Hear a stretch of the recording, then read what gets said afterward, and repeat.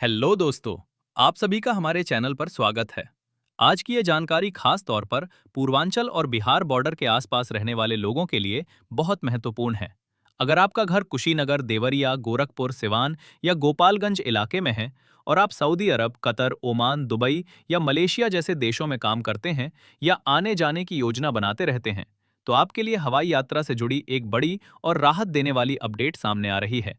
काफी लंबे समय से लोग ये सवाल पूछ रहे थे कि आखिर यहाँ से नियमित फ्लाइट सेवा कब शुरू होगी, क्या दिक्कत आ रही है, कौन कौन सी कंपनियां रुचि दिखा रही हैं और पहली उड़ान किन शहरों के लिए हो सकती है। अब इन सभी सवालों पर स्थिति पहले से ज्यादा साफ होती दिख रही है।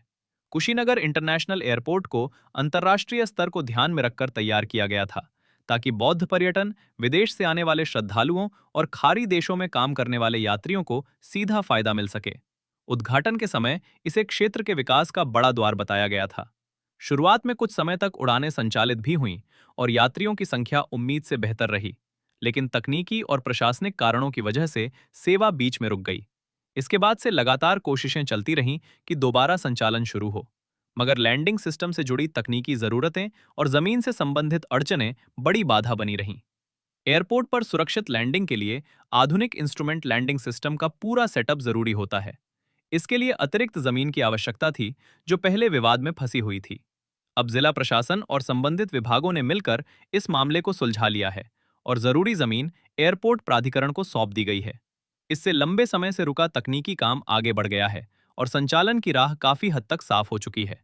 यही वह मुख्य कारण था जिसकी वजह से पहले रुचि दिखाने वाली एयरलाइन कंपनियां अंतिम फैसला नहीं ले पा रही थीं। पिछले महीनों में कई एयरलाइन कंपनियों की टीमें यहां आकर रनवे, टर्मिनल, सुरक्षा व्यवस्था, नेविगेशन सिस्टम और यात्री सुविधाओं का निरीक्षण कर चुकी हैं। ताज़ा जानकारी के अनुसार एयर इंडिया एक्सप्रेस ने यहां से उड़ान शुरू करने को लेकर विस्तृत सर्वे और ऑपरेशनल स्टडी पूरी कर ली है। रूट प्लानिंग, यात्री संभावनाएं, कनेक्टिंग सेक्टर और टाइम स्लॉट को लेकर अंदरूनी स्तर पर काम काफी आगे बढ़ चुका है। शेड्यूल का ड्राफ्ट भी तैयार बताया जा रहा है, बस अंतिम टाइमिंग और स्लॉट कंफर्मेशन पर काम चल रहा है, ताकि आने और जाने वाली उड़ानें यात्रियों के लिए सुविधाजनक रहें और आगे इंटरनेशनल कनेक्शन जोड़ने में भी दिक्कत ना आए।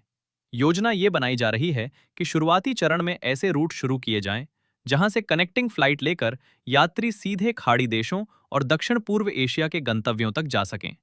इससे दिल्ली या अन्य बड़े शहरों तक लंबा सड़क सफर करने की जरूरत कम होगी। जो लोग अभी तक लखनऊ या वाराणसी से फ्लाइट पकड़ते हैं, उन्हें अपने ही क्षेत्र के एयरपोर्ट से यात्रा का विकल्प मिल सकता है। इससे समय, पैसा और मेहनत तीनों की बचत होगी। साथ ही स्थानीय व्यापार, होटल, ट्रैवल और टैक्सी सेक्टर को भी सीधा लाभ मिलने की संभावना है। अधिकारियों के स्तर पर बातचीत अंतिम चरण में बताई जा रही है और अगर सब कुछ तय योजना के अनुसार रहा, तो निकट समय में आधिकारिक उड़ान शेड्यूल जारी होने की उम्मीद है। इसके बाद टिकट बुकिंग और रूट की पूरी जानकारी सार्वजनिक की जाएगी। कुल मिलाकर संकेत यही हैं कि लंबे इंतजार के बाद अब एयरपोर्ट फिर से सक्रिय होने की दिशा में मजबूत कदम बढ़ा चुका है और क्षेत्र के लोगों को जल्द हवाई कनेक्टिविटी की सौगात मिल सकती है। Audio Jungle.